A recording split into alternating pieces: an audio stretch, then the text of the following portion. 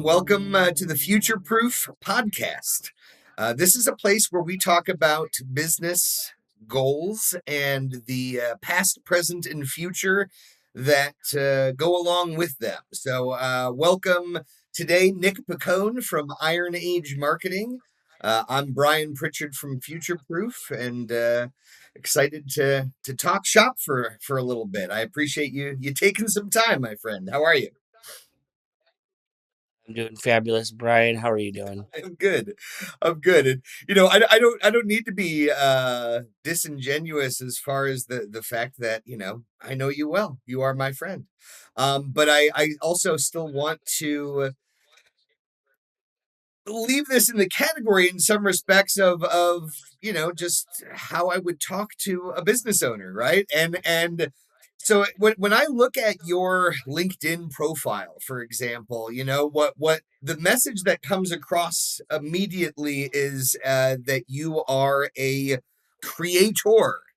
That I'm seeing a mix of music stuff and writing stuff and podcasting and video, and to me the through line there is creative output.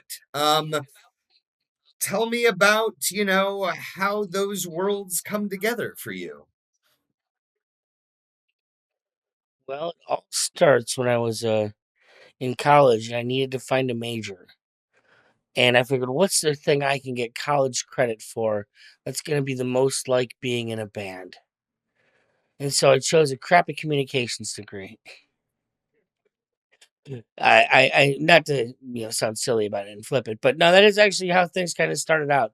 The music has always been there. I've always been a musician, and in many ways, at every turn, the music has kind of pushed me in the direction that I eventually ended up going.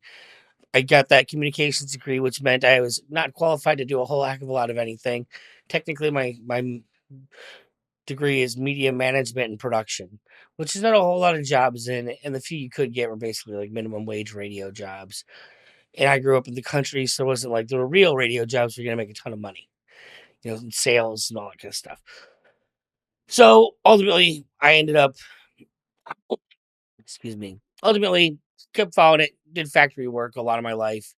And, well, eventually through the band stuff, I got really interested in marketing because I wanted to learn how to sell this thing that I spent all of my free time doing and trying to get more people to shows, try and build a fan base.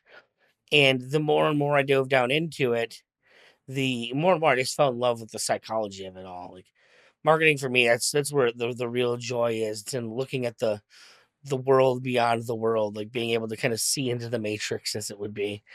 Um, and s- in the same time that's all going on, I start getting into the world of podcasting because I have all this gear around from being a musician. And during that time period, just happened to be that podcasting in the marketing world became very, very synonymous. With it, like COVID hit, and it became one of the biggest ways that people could reach out to their clients. Became the best way for people to reach out to their clients and build a personal relationship with them. And combine that with the fact that I'm watching all of these major companies just build bad blood by taking advantage of their customers in a lot of ways. More than that, just straight up lying to their customers. Like you say corporate, I don't care which side of the political line you're on these days.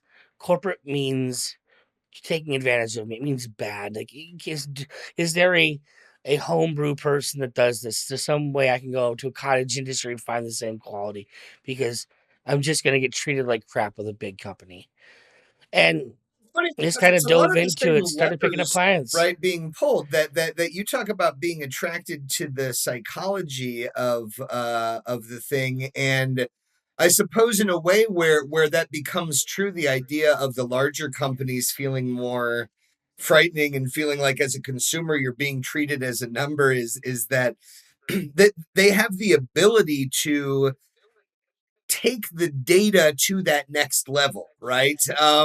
That there really is what I always call life inside the numbers. You know what I mean? And but you have to have the scale to be able to see it in a meaningful way, and big companies can run the types of campaigns that give them the type of data that let them know people and explore that psychology. So on the one hand, it's like they're not doing anything differently, but they're doing it at a bigger, kind of scarier level, you know? Is that fair to say? Well, so you look at Coke, you look at Pepsi. They have what in the marketing, in the sales, they call war chests. They have big pockets that they can take those numbers and do a lot of extrapolation with a lot of data and really get inside the minds of their customers in a way that you just as a small business don't have. That being said, there is a lot of things that advantages that small businesses have that if they pay attention to the numbers they can get and like look at their metrics, they can do a whole lot better than a lot of them are. They just so many businesses don't even know where to start. Well, One of the that's things I've personally taken yeah. on is created a book for basically nerds to market. It's called the Role Player's Guide to Marketing. I'm working on finishing now, and so much of it is just giving people a couple metrics to just start with, like nothing that's going to change their world necessarily, but things that'll get them thinking in the right direction, start actually paying attention to things. Even if it's just like, hey, do you actually pay attention to how many people are on your social media? You pay attention to how many people are on your email list. Like, do you ever look at the breakdown of your email list? How many people open those? Why aren't they opening them? You start looking at the actual data that you can get that's not hard to find. No, I love that, and where I would approach people along similar lines with a baseline, right? Because indeed, where I'll find a lot of small businesses don't have that baseline established. It's like, well, how are you going to know if we're moving the needle in a positive direction, right? How are you going to know if progress is going to be made or ROI is taking place or any of those things if you're not establishing a baseline, right? But what I would add to that in so many ways is feeling like a I keep calling it this kind of lost art is just how many new people did you introduce yourself to, right? Is a thing that like because the number is zero for so many people, I really want to call attention to it at any given time. But that's just me, you know what I mean? Like, but to your point about getting people thinking about basic things, and that once they start tracking those, interesting things can start materializing, right? Like that, I would think in looking at their Facebook numbers, logically, they're going to start wanting to drive more traffic to it, right? Well, so much of the data that I gathered personally is because the first 2 years of the Iron Age Marketing podcast, and I basically did a bi-weekly podcast. It was like 50 some episodes. And my primary goal is to talk to comic book creators and novelists and people like that because those are things I'm interested in. It's like if I can somehow help these people create more content that I want to watch and read and listen to, then all the better for me. Like it's a much better world for me if there's more of that. But the thing that I struggled with is that a lot of these guys are bootstrapping, which is fine, but they're bootstrapping with no concept of what they're doing. And like you said, you're working from a point of zero data. Like I don't understand how any author could not have at least their author name.com.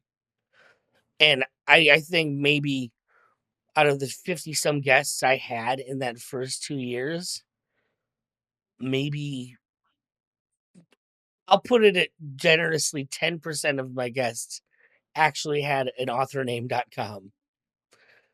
As far as Like treating just their something own it's like, identity as a brand in that way, which it's like, well, what do well, you it's, think is it's on not the even, it's not cover of the even, book? Yeah.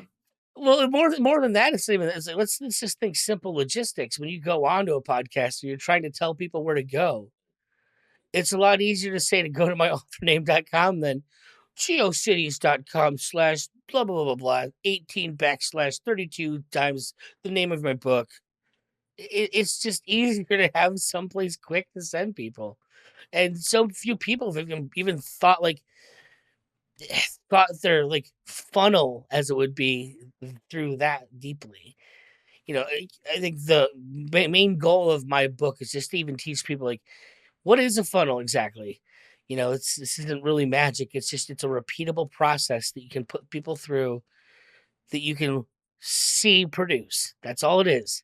And sometimes the funnels get bigger, they get more complicated, they get feedback loops, things like that. But all you're doing, even when you're creating and making them more complicated, is making a system that repeats. It gets you the flow of traffic that you're looking for. It's not brain surgery, but we all too often people treat it like it's brain surgery. You know, a lot of that is because in the world of marketing, there is definitely a vision of the marketer and what the marketer is and who people marketing people are and who are they aren't. And definitely, I'm not sure that I would have ever thought of myself as the type of person to be a marketer because those guys suck. Like overly shiny teeth and coiffed hair, and let's be honest, most of them have really nice No, tits. but the alignment that you brought up of wanting to identify talented content creators. You mentioned comic artists, writers, right? Like that you are going, well, if these people don't have an opportunity to ascend to some degree, then some of that great work that I love might never reach me or future me's, right? And that is compelling. I've spent a lot of time in these networking circles, BNI in particular, which is Business Networking International. For people who don't know, it's a global thing, but I've found that a lot of the members of those are tend to be smaller businesses, and I became increasingly attracted, like you are, to that notion of being able to try to step in at a point that somebody has something valuable to contribute to the world, and um, I met recently with a new construction company, that is in the early building stages of their business, but it's like they were just such good human beings, right? So such obviously good human beings, that their integrity and their knowledge, right, that combination of going, they know what they're doing as professionals and they're good people, that basic formula is something that I look at and go, the world needs more of it. Right, like, just broadly speaking, you go, the more people who are in positions of power and leadership who have character, you know what I mean, who are good human beings, um Psychopaths. it's a really exciting thing. And so at risk of sounding corny, it's like that ends up feeling like an opportunity to be like a disruptor somehow, like in the system, is going like, I want to find people that, like, I remember reading in that E-Myth book, it talks about, that most people who open businesses are what the book called disgruntled technicians, right? And it says these are people who are talented at performing the work that a company provides, and they go, why am I making this guy rich? I'm out of here. You know what I mean? And and that's a reasonable conclusion for somebody to reach, right? When it's like, again, I'm really good at this, I'm a good person, why not me? It's like, I agree. I agree. Nick agrees. Like, why not you? Right. And I'll add to that, so I'm not going on a huge tangent, that you talked about how marketers have a certain persona associated with them. Creatives do as well, right? And a lot of those cliches in life are rooted in reality. I'm a creative and I'm a sensitive, emotional person, and as a result, I find part of that aspect of marketing actually attractive, that it's like, oh, no, no, no, it's not about making decisions emotionally at all, right? That there is an emotional, psychological component that, being tapped into that, I feel like helps you excel in that space. But decision making is actually should be kind of cold and unemotional. Like, to, I don't know, not to put it in an overly extreme way, but back to that idea of life inside the numbers, even on a small scale with any business, I think there's a way to build your efforts and campaigns by measuring, um so that you can treat it like a scientist, and so you can take emotion out of it and be Edison, be in that Zen state of going, nope, I'm Well, not failing. These are just learning well, ways, and yeah. the thing is it's to me, there's the magical element of it, the artistic element of it. Well, that's true. What is it they say is that there's lies, damn lies, and then there's statistics. And sometimes you can weave and craft a story with the numbers. It just isn't true. And so there's the emotional part of getting past preconceived narratives to seeing what the actual narrative of the number is. And, not letting the numbers tell you a story that isn't true because you want it to be true. Yeah. Don't look at what you think those numbers mean. Really dig into and find out what they actually mean. And that is, I think, another thing people struggle with. I did want to point out though, like especially in podcasting, I've talked a lot about how we're working with like beginning creators is a lot of what I've done, and the podcast especially been directed that way. But with podcasting, it's also affords you like some of the coolest opportunities that you'll ever have. I did a podcast for a number of years, and I was talking to like PhD level economists and stuff like that. Which I'm a guy living in his basement as a musician, or recording in his basement and a musician. Why in the world would I ever have a chance or a reason to talk to PhD level economists? Or, this the first run of Iron Age marketing before I switched and changed over to working more with coaches and, business owners.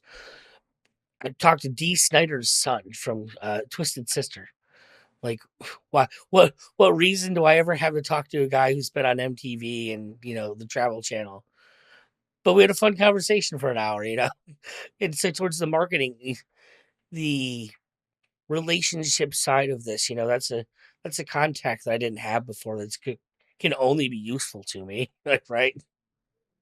100%. And I Mhm. guess broadly speaking, I didn't totally present it this way, but that's okay. This is a first episode. I know I'd mentioned to you, I think at least offline, this sort of high level concept. I guess I mentioned it a little up front too, where you've been, where you are, where you're going. And I'm curious in terms of specific goals that you have, with an interest of being able to like revisit this conversation in this moment, a year from now, 5 years from now, and check in on that, right? It's cool to call your shot Babe Ruth style and go, I'm gonna hit it out of the park, and it's gonna be right over there. So tell me, Nick, what's the future? Where are you heading? What are you trying to pull off? And, let's say in the year term, I'd like to at least double my clientele base. That would be a goal for me. Let's find a place where like I have twice as many clients. 5 to 10 years, I'd like to just be completely geographically independent. That would be the big thing for me, where I can just kind of work from a laptop and never have to be in any given place if I don't want to be. The geographic one's been a big thing for a number of years, and we slowly are closer and closer to it. So, Okay, got it. So a specific business goal would be the idea of doubling the number of clients by the end of the year, and a personal slash professional goal would be to be untethered to a location. Like, are you picturing like the nomad lifestyle? I'm trying to think of that. What was the name? Was it called Nomad Land from no, years I'm ago? Did you see that movie? well, the nomadic lifestyle is the way they were talking about, but no, I'm thinking more of the living in the middle of nowhere and not having to creep out of my place until I, feel like it, as opposed to having to be near a city and all that. Fair enough. Okay. Because whereas you like your BNI and you're showing up to groups to meet other people, I'd rather do it on a computer screen. That's true. Well, I think to your point, it sounds like you are meeting new people and making new connections, right, regardless. And that to me has always been one of the most compelling parts of the internet, to sound old, right? Is that opportunity to kind of find your tribe and do interesting things. It's exciting to me how niche focused, online communities can really get, and that it's terrific. Have you been I know I'm going to jump around a little bit because I feel like, as you were talking about getting into the COVID times, and podcasts sort of, taking the forefront, during that, um, what are some of the success stories that you've seen in terms of ways that you've been able to help people and do that work, Well, go to ironagesmarketing.com to anyone who wants to know, and then you can hear very detailed results of some people that have done what they've done with podcasting. It's a weird question to answer because there's so many different ways it can go, and like the value that people really pull out of what we do is sometimes not even what they expected the real value was going to be. Like sometimes it, as a for instance, one of my clients I work with is Perfect Spiral Capital. It's a finance company, and whatnot. But my my client there, a good friend of mine, I've worked with for a number of years. We've often struggled to find exactly like the ways in which to reach people and the best ways to utilize certain channels. I came up through a lot of the email marketing world and still feel very strongly about email marketing. They've been telling me for a decade it's going to collapse, and it still hasn't collapsed yet. So, when it eventually does, well, we'll figure that one out, but it hasn't yet. But a, a lot of the things that I like to focus on, because I know you and me talk and kind of argue a little bit sometimes about where's the value? Is it always in finding new clients or nurturing, current clients? I'm a little bit of a mind that, who's your best client? It's the person you've already sold to and likes what they've got and they're ready to buy again. So with Luke in particular, a big thing has been keeping his business top of mind for the people that are already there. Like he's had an email list for years and years and ignored it. And so for him, what a podcast means is an ability to, in one sense, it's an excuse to email his people once a week and keep himself top of mind, keep the brand in position. Now, there's also a side where he's picking up clients on YouTube that are actively coming in because they're watching the podcast on YouTube. They're watching the videos, they're learning off of the channel. And so he has it as well. One of the reasons we started the current podcast with him, like he's had a couple that we've tried and have not worked as well. But as his marketing guy, was listening to him talk on some of his guest spots on other people's podcasts. And there was a certain struggle when he had to jump into regular finance guy mode. When he's talking about like his big thing, infinite banking, he's all great, knows all. He's wrote a book on it. It's great. But then you'd get to the place where he's trying to give more broader thought processing on business and like the markets. And he's kind of I know he's not an uneducated person in this world, but he's not someone who spends all of his time worried about it. He tends to play in his own playground, as it would be. And so I think to deal with and convince like most normal people who aren't automatically like thinkers like us, he sets himself up a hard time because he's not positioning himself well as someone that has important things to say in this realm. So when we were coming up with the content of the podcast, aside from like, no matter what you do, you're going to have the excuse to email people. When we're emailing them, what are we telling them? What's the information there? And so the whole point was to establish him and moreover the business as an expert in the finance field. We know what we're talking about when it comes to the financial world. So you don't think that I'm just a guy trying to sell you a product. Yes, I have a worldview, and there's a reason I sell the product that I do, but I do know what I'm talking about. And if you doubt me, you can go right to the podcast. You can see me commenting on real world events in real time and calling my balls and strikes. Do I get them all? Do we get them all right? One of the other things we made a choice to do is be with the business.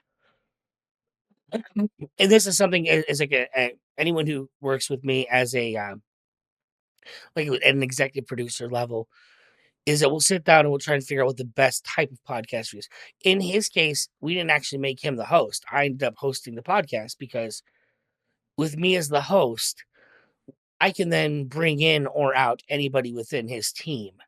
Like if he isn't able to show up because he's out of town, we don't stop the podcast. It's just I host with one of the other clients or with one of his other, members of his team.